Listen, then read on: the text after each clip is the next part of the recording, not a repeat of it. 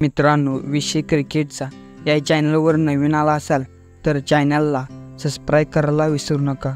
चला तर व्हिडिओला स्टार्ट करूया। राजस्थान रॉयल्सचा मॅच फिनिशर दिनेश कार्तिकने अखेर IPL मधून निवृत्ती जाहीर केली। त्याने आपले 16 वर्षीय दीर्घ कारकीर्द नरेंद्र मोदी स्टेडियमवर संपवली। दिनेश कार्तिक IPL मध्ये 6 संघांकडून खेळला। त्याने KKRचे नेतृत्व देखील केले होते। अखेर त्याच्या IPL कारकिर्दीची सांगत हे RCB मधील झाले।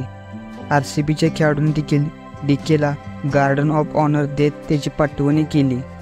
दिनेश कार्तिकने आपल्या IPL कारकिर्दीत 257 सामन्यात 4842 धावा केल्या।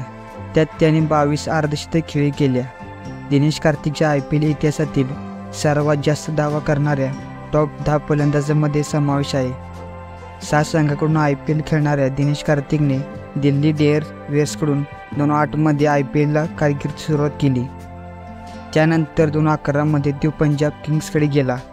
मुंबईकडून 2 हंगाम खेळल्यावर तो 2014 मध्ये पुन्हा दिल्लीकडे गेला। त्यानंतर RCBने त्याला 2015 मध्ये आपल्या संघात घेतले। पुढच्या हंगामात DK गुजरात लायन्सकडून खेळला। त्यानंतर 2017 मध्ये KKRने त्याला आपल्याकडे खेचत करदार केले। 4 हंगामात KKRमध्ये राहिल्यानंतर दिनेश कार्तिक 2022 मध्ये RCB मध्ये परतला। तेथे त्याने मॅच फिनिशर म्हणून नाव कमावले। त्यानंतर त्याने T20 वर्ल्ड कपसाठी भारतीय संघात देखील पुनरागमन केला।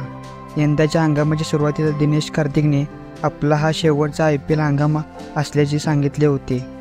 त्याचा IPL 17व्या वर्षाचा प्रवास अखेर आज नरेंद्र मोदी स्टेडियमवर संपुष्टात आला।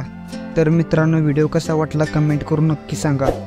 चॅनलवर नवीन आला असाल तर चॅनलला सबस्क्राईब करा। जय हिंद, जय महाराष्ट्र।